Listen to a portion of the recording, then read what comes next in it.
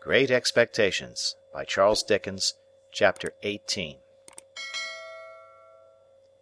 It was in the 4th year of my apprenticeship to Joe, and it was a Saturday night. There was a group assembled round the fire at the Three Jolly Bargemen, attentive to Mr. Wopsle as he read the newspaper aloud. Of that group I was one. A highly popular murder had been committed, and Mr. Wopsle was imbrued in blood to the eyebrows. He gloated over every abhorrent adjective in the description, and identified himself with every witness at the inquest. He faintly moaned, "I am done for," as the victim, and he barbarously bellowed, "I'll serve you out," as the murderer. He gave the medical testimony, in pointed imitation of our local practitioner, and he piped and shook, as the aged turnpike keeper who had heard blows, to an extent so very paralytic as to suggest a doubt regarding the mental competency of that witness. The coroner in Mr. Wopsle's hands became Timon of Athens, the beadle Coriolanus. He enjoyed himself thoroughly, and we all enjoyed ourselves, and were delightfully comfortable. In this cosy state of mind we came to the verdict, "Wilful murder." Then, and not sooner, I became aware of a strange gentleman leaning over the back of the settle opposite me, looking on. There was an expression of contempt on his face, and he bit the side of a great forefinger as he watched the group of faces. "Well," said the stranger to Mr. Wopsle, when the reading was done, "you have settled it all to your own satisfaction, I have no doubt." Everybody started and looked up, as if it were the murderer. He looked at everybody coldly and sarcastically. "Guilty, of course," said he. "Out with it. Come." "So," returned Mr. Wopsle, "without having the honour of your acquaintance, I do say guilty." Upon this we all took courage to unite in a confirmatory murmur. "I know you do," said the stranger. "I knew you would. I told you so. But now I'll ask you a question. Do you know, or do you not know, that the law of England supposes every man to be innocent until he is proved, to be guilty?" "Sir," Mr. Wopsle began to reply, "as an Englishman myself, I—" "Come," said the stranger, biting his forefinger at him, "don't evade the question. Either you know it or you don't know it. Which is it to be?"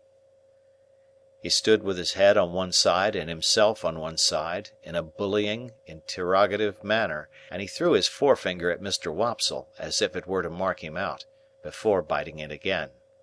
"Now," said he, "do you know it, or don't you know it?" "Certainly I know it," replied Mr. Wopsle. "Certainly you know it. Then why didn't you say so at first? Now I'll ask you another question," taking possession of Mr. Wopsle, as if he had a right to him. "Do you know that none of these witnesses have yet been cross-examined?" Mr. Wopsle was beginning, "I can only say," when the stranger stopped him. "What? You won't answer the question, yes or no? Now I'll try you again," throwing his finger at him again. "Attend to me. Are you aware, or are you not aware, that none of these witnesses have yet been cross-examined? Come, I only want one word from you. Yes or no?"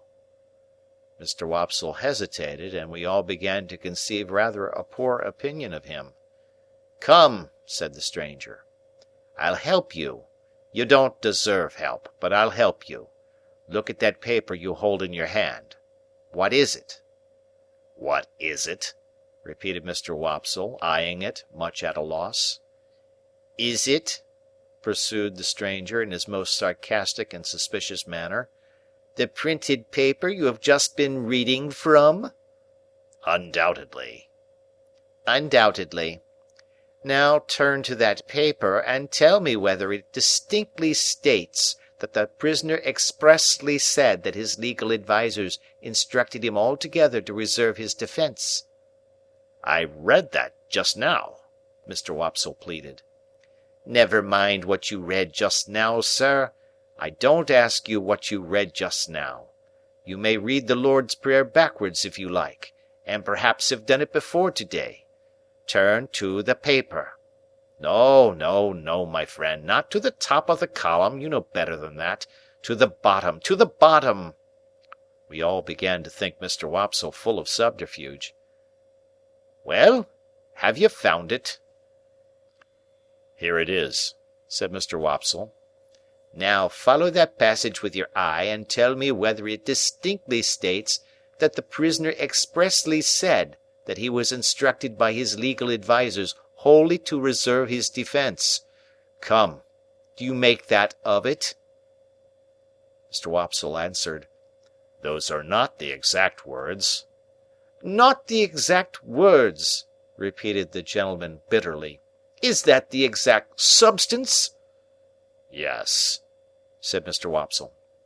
"Yes," repeated the stranger, looking round at the rest of the company with his right hand extended towards the witness, Wopsle. "And now I ask you what you say to the conscience of that man who, with that passage before his eyes, can lay his head upon his pillow after having pronounced a fellow creature guilty, unheard." We all began to suspect that Mr. Wopsle was not the man we had thought him, and that he was beginning to be found out.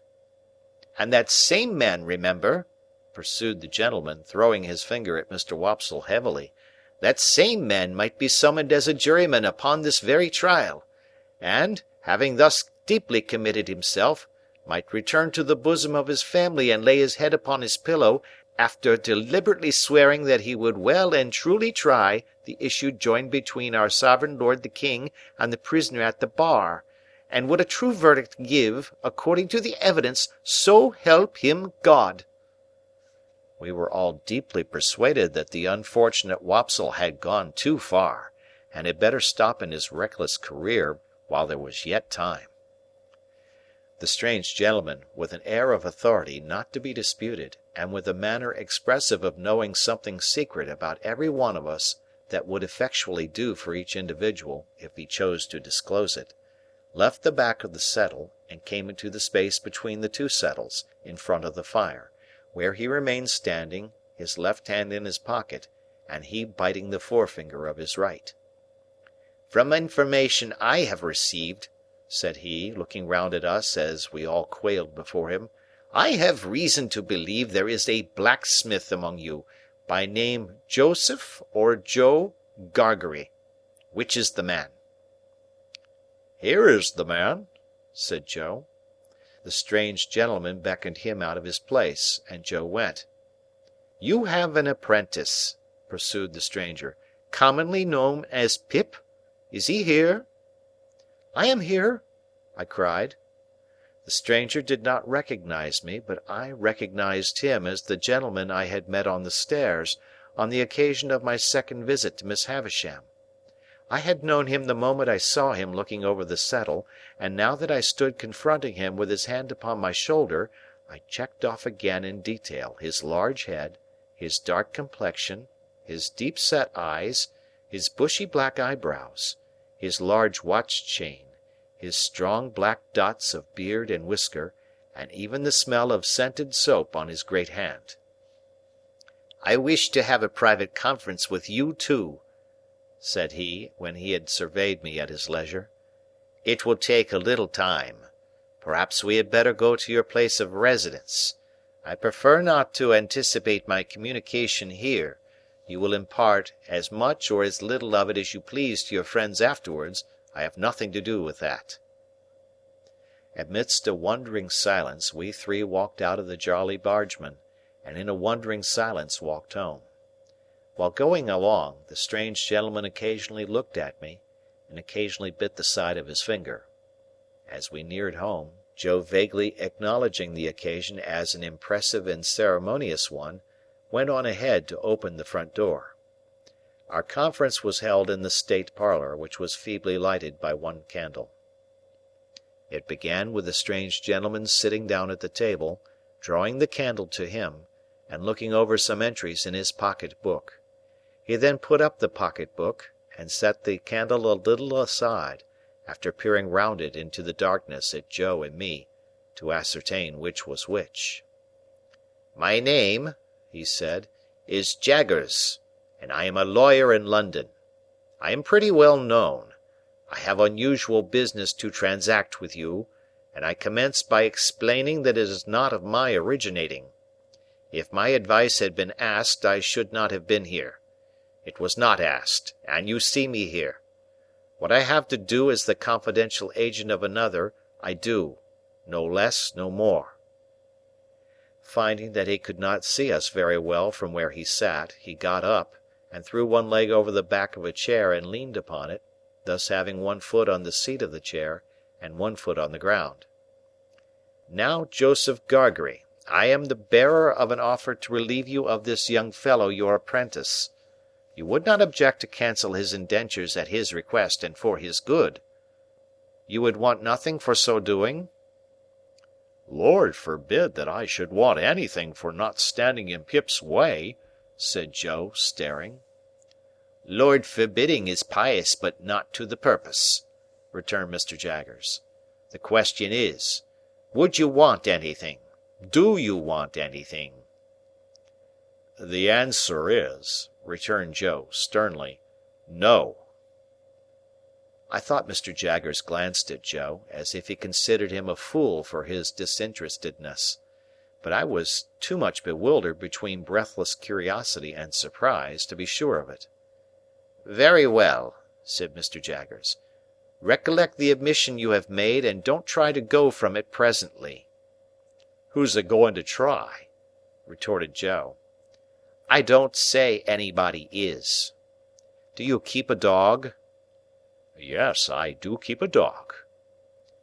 "Bear in mind, then, that Bragg is a good dog, but Holdfast is a better. Bear that in mind, will you?" repeated Mr. Jaggers, shutting his eyes and nodding his head at Joe, as if he were forgiving him something.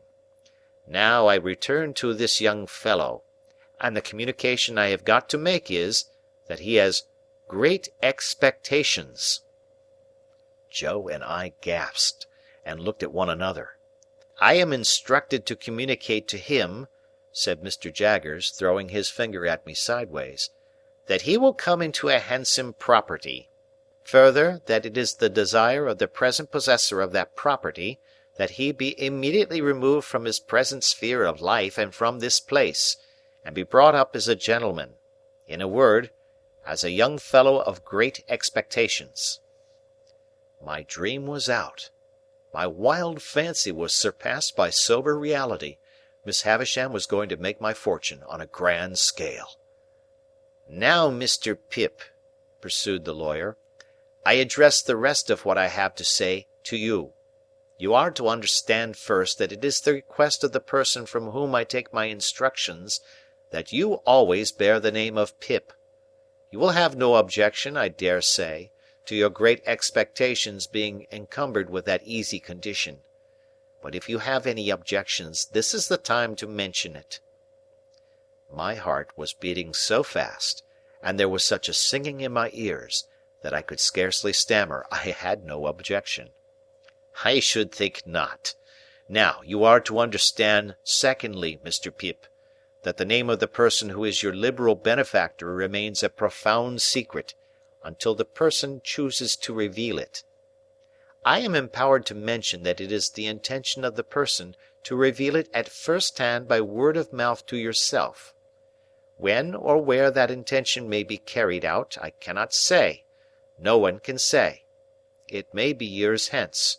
Now, you are distinctly to understand that you are most positively prohibited from making any inquiry on this head, or any allusion or reference, however distant, to any individual whomsoever as the individual, in all the communications you may have with me. If you have a suspicion in your own breast, keep that suspicion in your own breast. It is not the least to the purpose what the reasons of this prohibition are. They may be the strongest and gravest reasons, or they may be mere whim. This is not for you to inquire into. The condition is laid down. Your acceptance of it and your observance of it as binding is the only remaining condition that I am charged with by the person from whom I take my instructions, and for whom I am not otherwise responsible. That person is the person from whom you derive your expectations, and this secret is solely held by that person and by me. Again, not a very difficult condition with which to encumber such a rise in fortune, but if you have any objection to it, this is the time to mention it. Speak out." Once more I stammered with difficulty that I had no objection. "I should think not. Now, Mr. Pip, I have done with stipulations." Though he called me Mr. Pip, and began rather to make up to me, he still could not get rid of a certain air of bullying suspicion, and even now he occasionally shut his eyes and threw his finger at me while he spoke, as much as to express that he knew all kinds of things to my disparagement, if he only chose to mention them. "We come next to mere details of arrangement. You must know that, although I have used the term expectations more than once, you are not endowed with expectations only. There is already lodged in my hands a sum of money amply sufficient for your suitable education and maintenance. You will please consider me your guardian. Oh!" for I was going to thank him. "I tell you at once I am paid for my services, or I shouldn't render them. It is considered that you must be better educated, in accordance with your altered position, and that you will be alive to the importance and necessity of at once entering on that advantage." I said I had always longed for it. "Never mind what you have always longed for, Mr. Pip," he retorted. "Keep to the record. If you long for it now, that's enough. Am I answered that you are ready to be placed at once under some proper tutor? Is that it?" I stammered, yes, that was it. "Good. Now your inclinations are to be consulted. I don't think that wise, mind, but it's my trust. Have you ever heard of any tutor whom you would prefer to another?" I had never heard of any tutor but Biddy and Mr. Wopsle's great aunt, so I replied in the negative.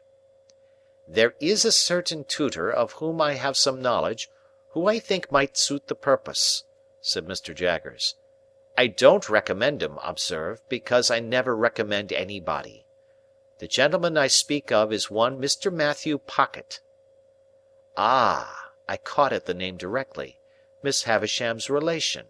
The Matthew whom Mr. and Mrs. Camilla had spoken of. The Matthew whose place was to be at Miss Havisham's head when she lay dead, in her bride's dress on the bride's table. "You know the name?" said Mr. Jaggers, looking shrewdly at me, and then shutting up his eyes while he waited for my answer. My answer was, that I had heard of the name. "Oh!" said he, "you have heard of the name. But the question is, what do you say of it?" I said, or tried to say, that I was much obliged to him for his recommendation. "No, my young friend," he interrupted, shaking his great head very slowly. "Recollect yourself."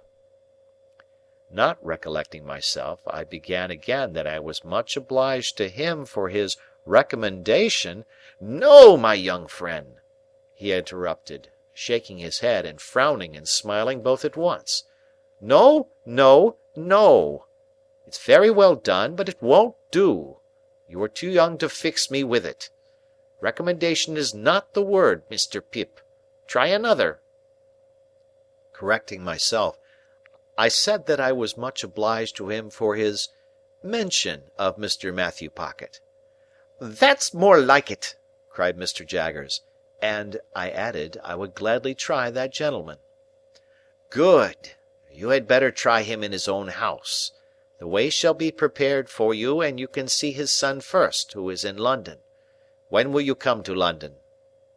I said, glancing at Joe, who stood looking on, motionless, that I supposed I could come directly. "First," said Mr. Jaggers, "you should have some new clothes to come in, and they should not be working clothes. Say this day week. You'll want some money. Shall I leave you 20 guineas?" He produced a long purse with the greatest coolness and counted them out on the table, and pushed them over to me. This was the first time he had taken his leg from the chair. He sat astride of that chair when he had pushed the money over, and sat swinging his purse and eyeing Joe. "Well, Joseph Gargery, you look dumbfoundered." "I am," said Joe in a very decided manner. "It was understood that you wanted nothing for yourself, remember?" "It were understood," said Joe, "and it are understood, and it ever will be similar according." "But what," said Mr. Jaggers, swinging his purse, "what if it was in my instructions to make you a present as compensation?" "As compensation what for?" Joe demanded. "For the loss of his services." Joe laid his hand upon my shoulder with the touch of a woman. I have often thought him since, like the steam hammer that can crush a man or pat an eggshell, in his combination of strength with gentleness. "Pip is that hearty welcome," said Joe, "to go free with his services, to honour and fortune, as no words can tell him. But if you think as money can make a compensation to me for the loss of the little child, what come to the forge, and ever the best of friends—" "Oh, dear good Joe, whom I was so ready to leave and so unthankful to, I see you again, with your muscular blacksmith's arm before your eyes, and your broad chest heaving, and your voice dying away. Oh, dear, good, faithful, tender Joe! I feel the loving tremble of your hand upon my arm, as solemnly this day as if it had been the rustle of an angel's wing." But I encouraged Joe at the time. I was lost in the mazes of my future fortunes and could not retrace the bypaths we had trodden together. I begged Joe to be comforted, for, as he said, we had ever been the best of friends, and, as I said, we ever would be so. Joe scooped his eyes with his disengaged wrist, as if he were bent on gouging himself, but said not another word. Mr. Jaggers had looked on at this, as one who recognized in Joe the village idiot, and in me his keeper.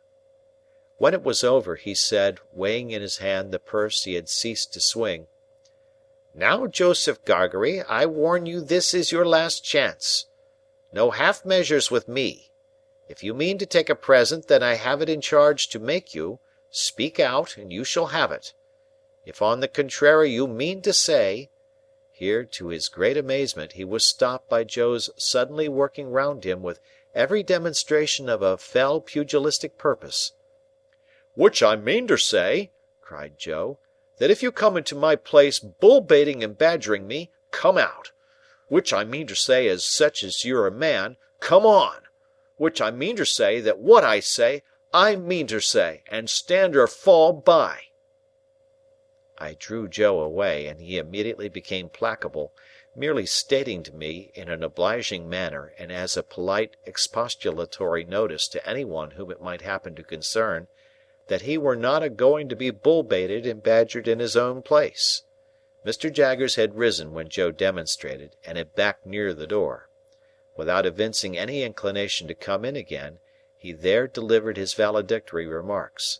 They were these: "Well, Mr. Pip, I think the sooner you leave here, as you are to be a gentleman, the better. Let it stand for this day week, and you shall receive my printed address in the meantime. You can take a hackney coach at the stage-coach office in London, and come straight to me. Understand that I express no opinion, one way or other, on the trust I undertake. I am paid for undertaking it, and I do so. Now understand that, finally. Understand that."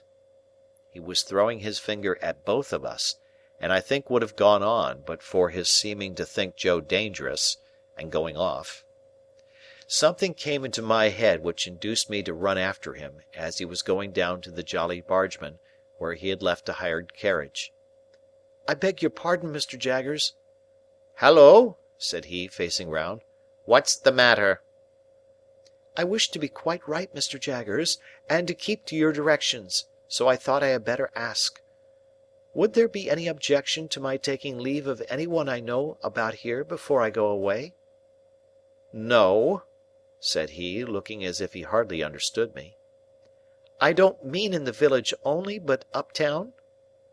"No," said he. "No objection." I thanked him and ran home again, and there I found that Joe had already locked the front door and vacated the state parlour, and was seated by the kitchen fire with a hand on each knee, gazing intently at the burning coals. I too sat down before the fire and gazed at the coals, and nothing was said for a long time. My sister was in her cushioned chair in her corner, and Biddy sat at her needlework before the fire, and Joe sat next Biddy, and I sat next Joe in the corner opposite my sister. The more I looked into the glowing coals, the more incapable I became of looking at Joe. The longer the silence lasted, the more unable I felt to speak. At length I got out, "Joe, have you told Biddy?"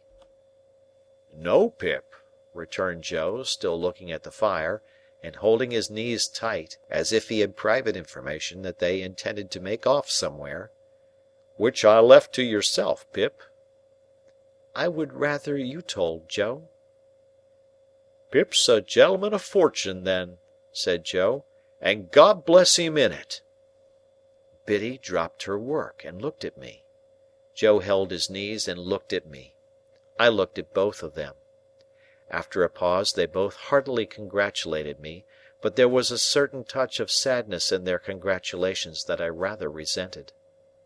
I took it upon myself to impress Biddy, and through Biddy, Joe, with the grave obligation I considered my friends under, to know nothing and say nothing about the maker of my fortune. It would all come out in good time, I observed, and in the meanwhile nothing was to be said, save that I had come into great expectations from a mysterious patron. Biddy nodded her head thoughtfully at the fire as she took up her work again, and said she would be very particular, and Joe, still detaining his knees, said, "Ay, ay, I'll be ekervally particular, Pip." And then they congratulated me again, and went on to express so much wonder at the notion of my being a gentleman that I didn't half like it. Infinite pains were then taken by Biddy to convey to my sister some idea of what had happened. To the best of my belief, those efforts entirely failed. She laughed and nodded her head a great many times, and even repeated after Biddy the words Pip and property. But I doubt if they had more meaning in them than an election cry, and I cannot suggest a darker picture of her state of mind. I never could have believed it without experience, but as Joe and Biddy became more at their cheerful ease again, I became quite gloomy. Dissatisfied with my fortune, of course I could not be, but it is possible that I may have been, without quite knowing it, dissatisfied with myself. Anyhow, I sat with my elbow on my knee and my face upon my hand, looking into the fire, as those two talked about my going away, and about what they should do without me, and all that. And whenever I caught one of them looking at me, though never so pleasantly, and they often looked at me, particularly Biddy, I felt offended, as if they were expressing some mistrust of me, though heaven knows they never did by word or sign. At those times I would get up and look out at the door, for our kitchen door opened at once upon the night, and stood open on summer evenings to air the room. The very stars to which I then raised my eyes, I am afraid I took to be but poor and humble stars for glittering on the rustic objects among which I had passed my life. "Saturday night," said I, when we sat at our supper of bread and cheese and beer. "5 more days, and then the day before the day. They'll soon go." "Yes, Pip," observed Joe, whose voice sounded hollow in his beer mug. "They'll soon go." "Soon, soon go," said Biddy.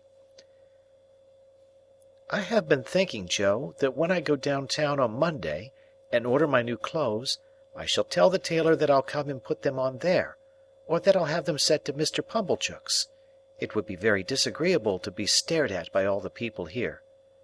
"Mr. and Mrs. Hubble might like to see you in your new genteel figure, too, Pip," said Joe, industriously cutting his bread, with his cheese on it, in the palm of his left hand, and glancing at my untasted supper as if he thought of the time when we used to compare slices.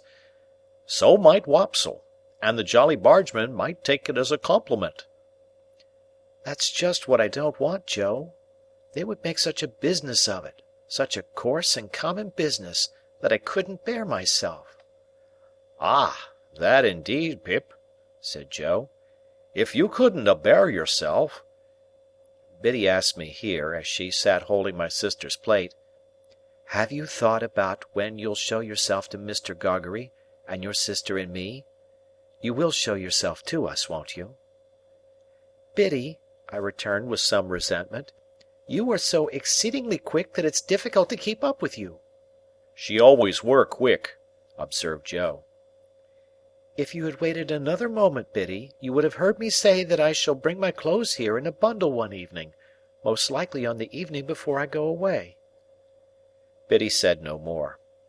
Handsomely forgiving her, I soon exchanged an affectionate good night with her and Joe, and went up to bed. When I got into my little room, I sat down and took a long look at it, as a mean little room that I should soon be parted from and raised above, for ever. It was furnished with fresh young remembrances too, and even at the same moment I fell into much the same confused division of mind, between it and the better rooms to which I was going, as I had been in so often between the forge and Miss Havisham's, and Biddy and Estella. The sun had been shining brightly all day on the roof of my attic, and the room was warm. As I put the window open and stood looking out, I saw Joe come slowly forth at the dark door below, and take a turn or two in the air, and then I saw Biddy come, and bring him a pipe and light it for him. He never smoked so late, and it seemed to hint to me that he wanted comforting, for some reason or other. He presently stood at the door immediately beneath me, smoking his pipe, and Biddy stood there too, quietly talking to him, and I knew that they talked of me, for I heard my name mentioned in an endearing tone by both of them more than once.